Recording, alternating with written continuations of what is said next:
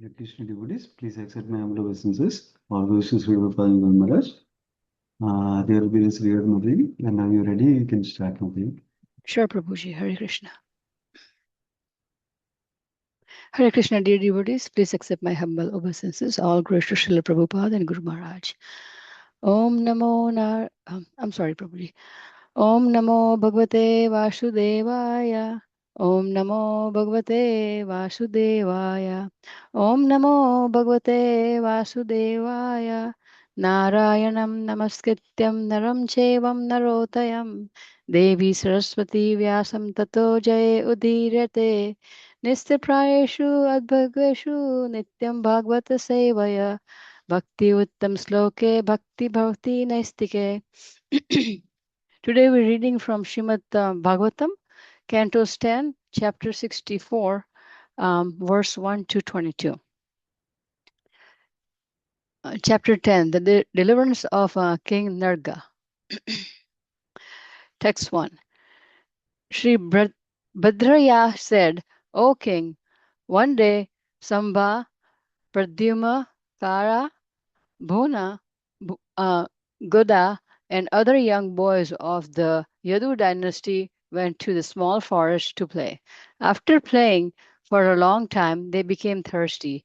As they searched for water, they looked inside a dry well and saw a peculiar creature.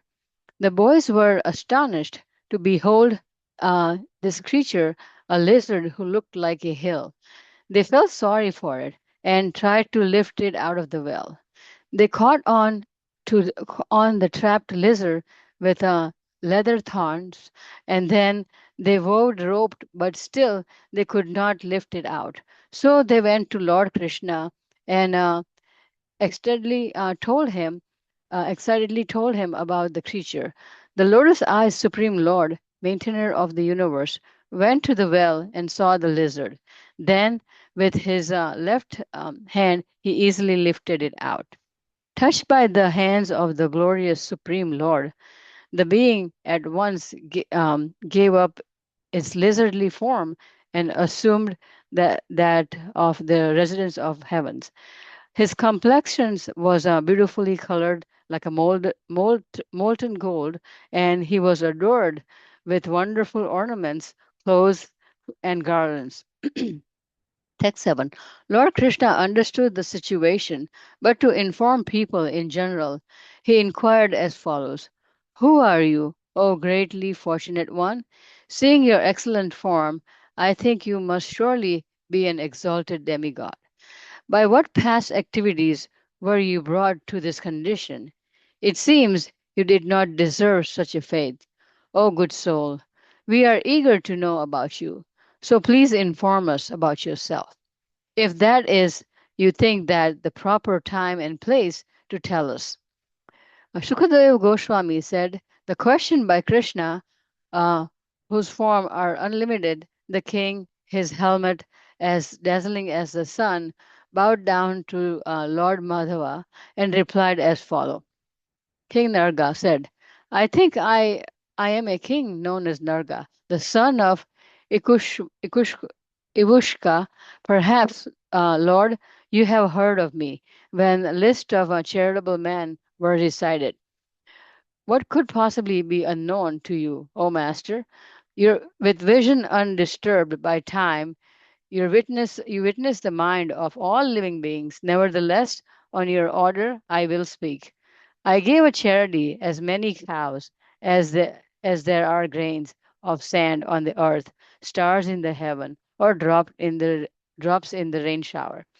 Young brown milk laden cows were who were well behaved, beautifully, and endowed with good qualities, who were all acquired honestly, and who had girdles, horns, silver palleted hooves, and decorated of all fine ornaments, clothes, and garlands.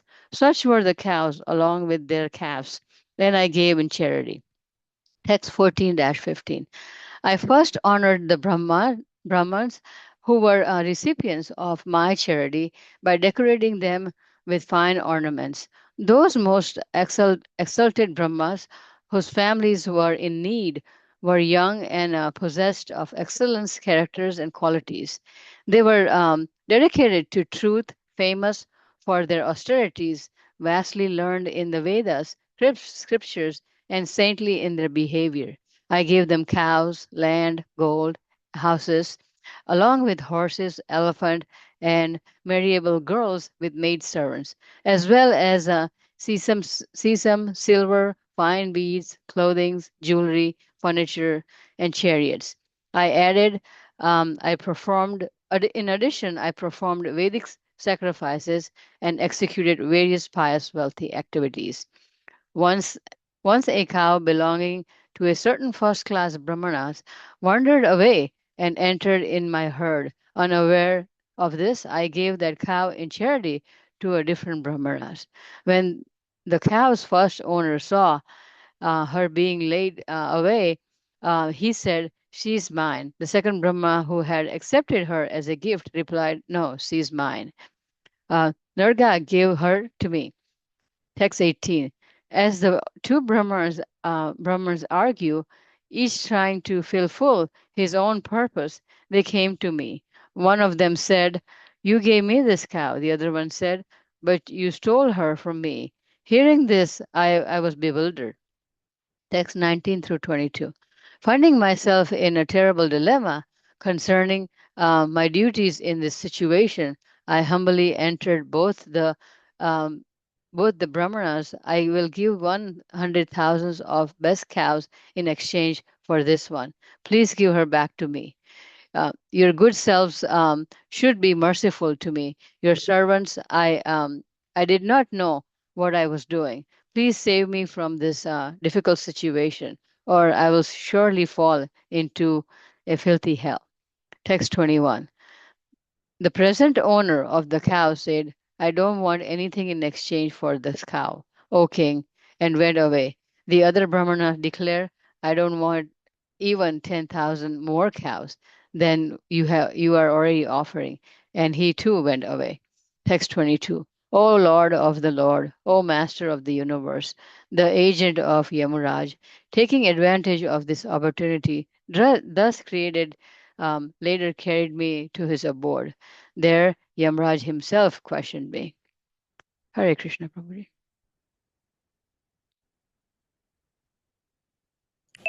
Yeah, thank you so much, Mataji, for reading translations. Thank you, Prabhu. Hare Krishna Chaitanya Chandra Prabhuji, please accept my obeisances. All goes to Sri Prabhupada and Guru Maharaj. Yeah, whenever you're ready, you can start, Prabhuji. Hare Krishna. Thank you, Sundararan Prabhu, for giving this opportunity to share something from Srimad Bhagavatam. Thank you, Sri Beli Sri Radhe Mataji, for reading our translations today. We're going to be reading from Srimad Bhagavatam, Canto 10, Chapter 64. The title is Deliverance of King Nirga. I'll start by offering my prayers. Om Gyantimirandasya Gyananjanashalakaya Chakshurunmilitam Yena Tasmai Shri Guruve Namaha. Nama Om Vishnu Padaya Krishna Prasthaya Bhutale Srimate Bhakti Vedanta Swami Iti Namine.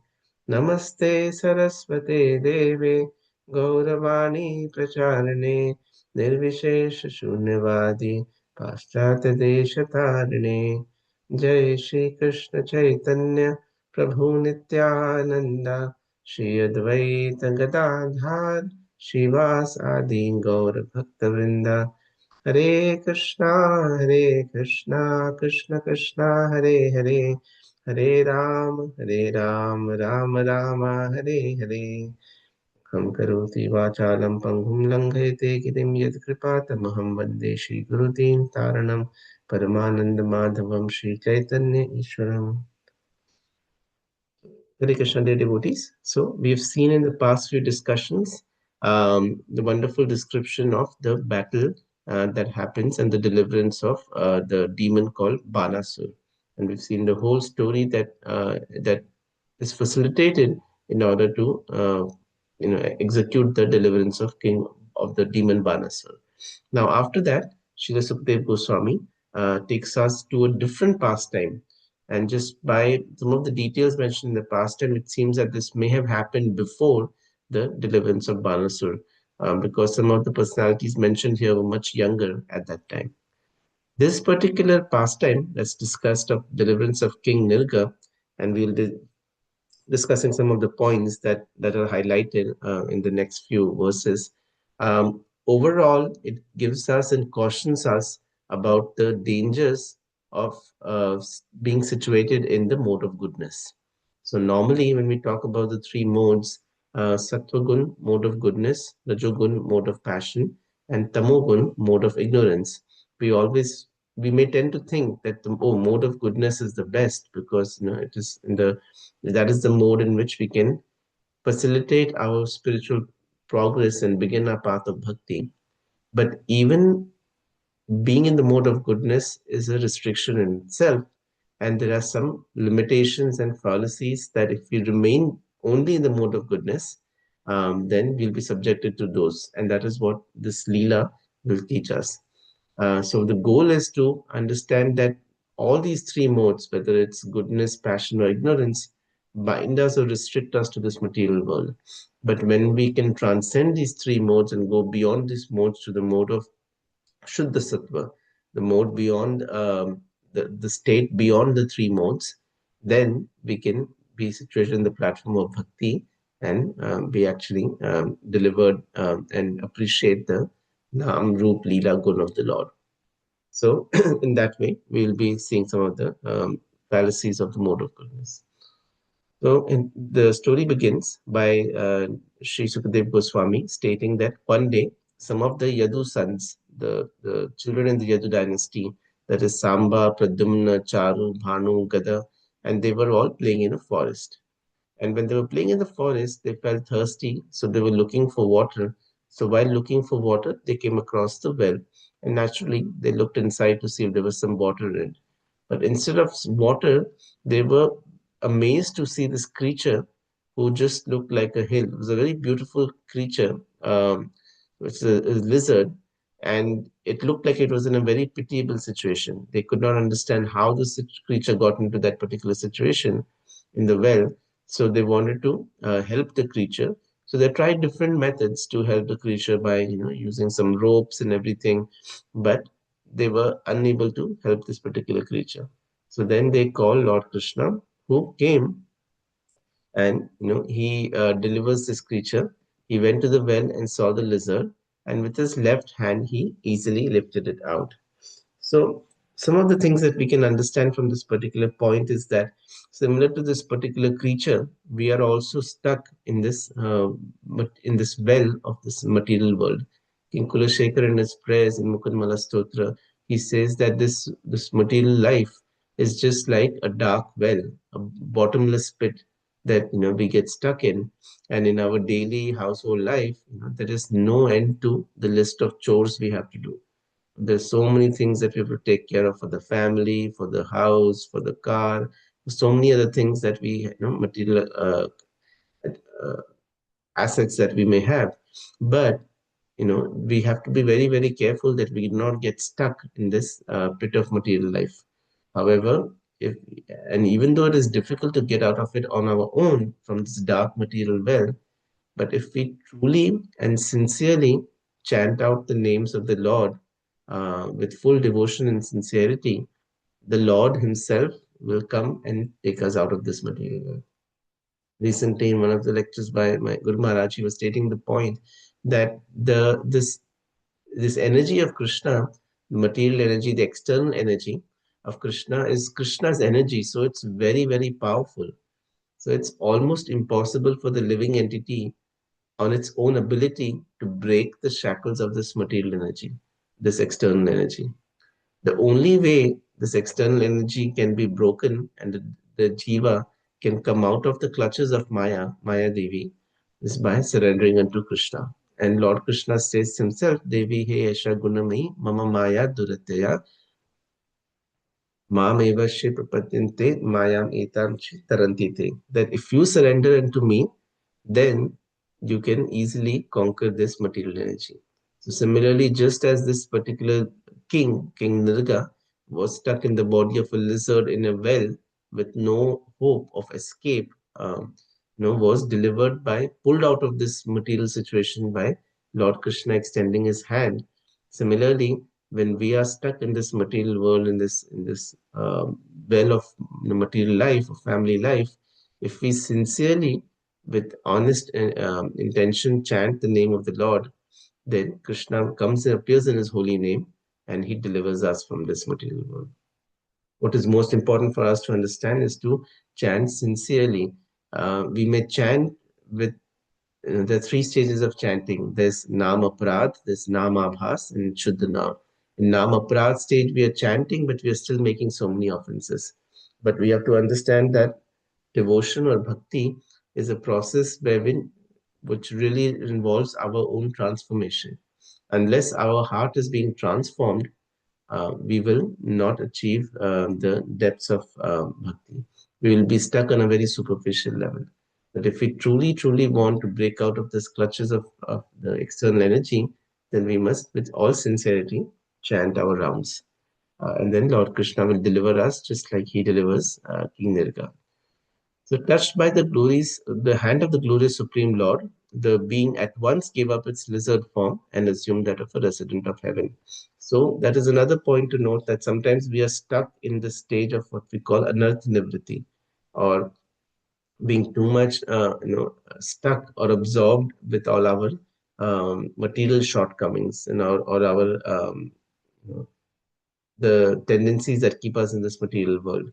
But when we are touched by the power of the holy name, then automatically our anarthas start to dissipate and start to go away. We may struggle to get rid of these anarthas, the jealousy in our heart, the envy in our heart, the anger, but it is very difficult to get rid of them. But when we take shelter of the holy name, it is by the power of the holy name that our heart can be transformed. Just like King Nirga was transformed from a lizard body into the body of a denizen of heaven. So in this particular way, then Lord Krishna asks, now everybody's amazed to see how come all of a sudden this lizard became into a wonderful denizen of a heaven. So then Lord Krishna asks that, can you please inform us who you are? And he already gives a hint that he already knows the situation, the story behind it, because Krishna is all knowing. That he says that it seems that you did not deserve such a fate, O good soul, but please we'd like to hear from you what exactly happened.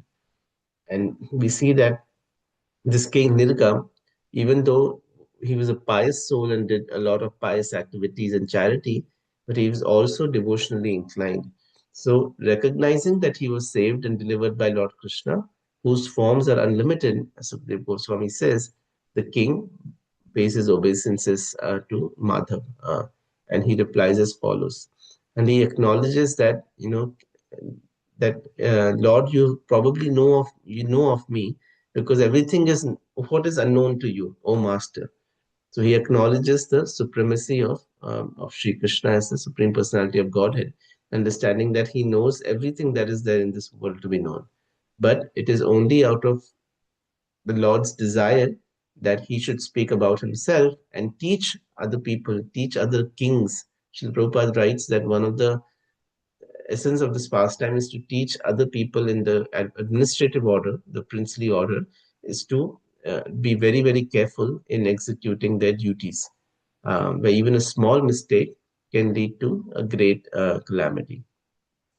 So this King Nirga then introduces himself that, dear Krishna, I am king who was known as Nirga, and he was the son of Ikshvaku. We know that Bhagwan Ramchandra comes in the dynasty lineage of Ikshvaku. So in that particular lineage, there was this another king whose name was King Nirga. And the King Nirga says that perhaps you may have heard of me when list of charitable men were recited. So we see that in our Shastras, there are many, many examples of people who are who are well known for their charity. We see the story of the Dichi Muni. Hear about Karna. We hear about King Ranti Dev. So there's so many other personalities that I mentioned who are very, very charitably disposed. And of these personalities, King Nirga is also counted as one. Why? Because he says in the next few verses that we read that he used to give so many cows as the grains of sand on the earth. Now, it is not possible for us to count the grains of sand on the earth or the stars in the heaven or drops in a rain shower. So the devotees explain that this means that he used to give innumerable cows in charity to the Brahmanas. And they were just not ordinary cows, but they were milk-laden cows who were well-behaved, beautiful, and they were adorned with lot of gold and silver and other jewels. Um, in that particular way, he used to give charity. In the olden days, it was considered that cows were almost considered as assets or like currency. I still remember that in my grandparents at that time, when they used to converse about other relatives, they used to say, "Oh, that person in the village had 4 cows and 1 buffalo." So they used to say, in terms of their assets, they used to describe as cows being wealth. And Srila Prabhupada also writes in many places that all you need for simple living is just having cows and land. As long as you have a cow and you have land, then you can live simply, engaged in just pure bhakti. So in this particular way, this king Nirga, in order to benefit the Brahmanas, he gave in charity many, many innumerable cows. And he first used to even sort of worship the Brahmanas, and he used to offer them direct, ornaments, and then he used to offer them, those who are not married, he used to arrange for marriages for them and offer like horses, elephants, and other animals and other articles of worship. Um, but Srila Prabhupada also describes that actually the Brahmanas did not need any of these things. The Brahman order is meant to live life in a very simplistic way, not in an aristocratic way. So, but as part of their varna, the Brahmanas used to accept charity, so that the Kshatriyas and the Vaishya varna had this. They could also fulfill the responsibility of giving charity. So the Brahmanas had to accept this charity, but they would not necessarily use it for their own purpose or use it to live in an aristocratic way. The Brahmanas would oftentimes take this charity and just use these articles in the yajna or in the form of worship, or sometimes they would even just take it and dump it in the mountains, in the valleys. That is why it is said that when in the time of Rajasuya Yagya, Arjun had battled all the way to the Himalayas and obtained a lot of wealth, and that is why Arjun's one name is Dhananjaya. So his Holiness Bhakti Rasamrit Maharaj had explained that that wealth that he had acquired was basically all the wealth that was given up by the Brahmanas and just thrown away in the mountains and valleys. But in this particular way, we see that the Brahmanas at least executed their duty of accepting charity from the Kshatriya king. So, in this process of being charitable, however, there was a mistake that happened. That one cow belonging to another Brahmana, it wandered off into the herd of the king, and the king gave away that particular herd to a second Brahmana. So now those two Brahmanas started to fight. So the mistake or the accusation that they had against King Nirga was the first Brahmana said that you took away my property, which according to Vedic scriptures, Srila Prabhupada also describes in Krishna book, is taking away a Brahmana's property. Nobody has right on a Brahmana's property. Even the king or the government has no right on the Brahmana's property. The king can take somebody else's property, but cannot take the property of a Brahmana. So by giving away the cow that accidentally giving away the cow that belonged to the first Brahmana, the king committed a sin over there. And then when he gave the cow away to the second Brahmana, then he asked the Brahmana back for the cow, saying, "Please give this cow back to me, and I will give you 100,000 of the best cow in exchange." Now, asking a Brahmana or taking back from Brahmana something that is already given to him, that is also a sin. So in this particular way, unknowingly, without any ill intention, King Nirga ended up performing two sinful activities by taking a Brahmana's cow and asking a Brahmana back for something that was already given to him in charity. But in the both Brahmanas, in this particular situation, they become upset with him and they leave. And then, when the time comes for King Nirga to leave his body, he's taken to Yamalok. And we'll see in the next discussion of what happens once King Nirga is taken to Yamlok and to decide his punishment by Yamraj. So what we realize from this particular situation that even though King Nirga did charity, which very few people on this earth can do, giving away so many cows, taking care of the brahmanas so well, and he had such good intention. He was such positively inclined, but even though being in this mode of charity, mode of goodness, he did not have a good fate, did not have a good result. Many times we meet people while preaching who state that, oh, I'm a good person, I do good things, I feed the poor, I give education, I give clothes. What is my need to do bhakti? People sometimes use this term Daridra Narayan, that when I'm serving these people, I'm serving Narayan because Narayan is present in them. So Prabhupada often used to say that no, Narayan is not Daridra. Narayan is Lakshmipati. He is the owner of everything. So he does not serving people in this difficult situation is not equivalent to serving Narayan directly. But people should understand that when they do this, what is called karmakan forms of service in serving other people, it is nice because not having basic necessities is an impediment to do bhakti. So it is important for people to have some food in their stomach, to have some clothing, to have some shelter, but that is not the ultimate goal of charity, or that is not the best charity. The best charity that can be done is to deliver somebody from the endless cycle of birth and death. One devotee explained very nicely that suppose a rich man's son, gets lost, and you find him in the street, and you recognize him to be a very rich person's son. You may offer him some food. You see his clothes are torn, so you may bring a fresh pair of clothes from your home, or you may let him sleep in your home for one night.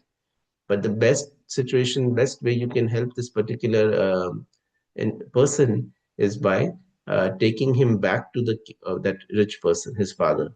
So once you take him back to his father, automatically his father will take care of everything for him. So in the similar way, devotees, when they reach out to other souls, now our focus is mostly on connecting people back to Krishna, because once a person is connected back to Krishna, automatically all his needs in life will be taken care of. Yes, we do. Like I said, we do need to provide, or we do need to help people with some basic things if needed based upon our capacity, but that should not be the goal of our charity or the limit of what we can do to help them. Our limit should always be how we can connect everybody to Krishna, just like Srila Prabhupada, did for all of us.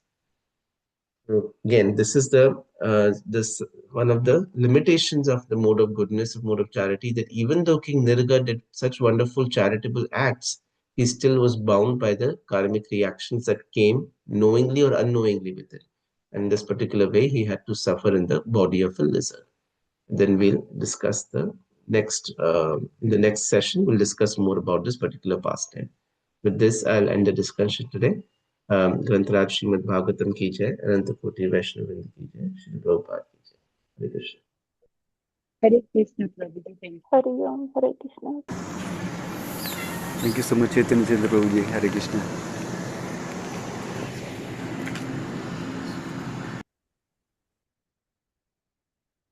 Hare Krishna, Prabhu.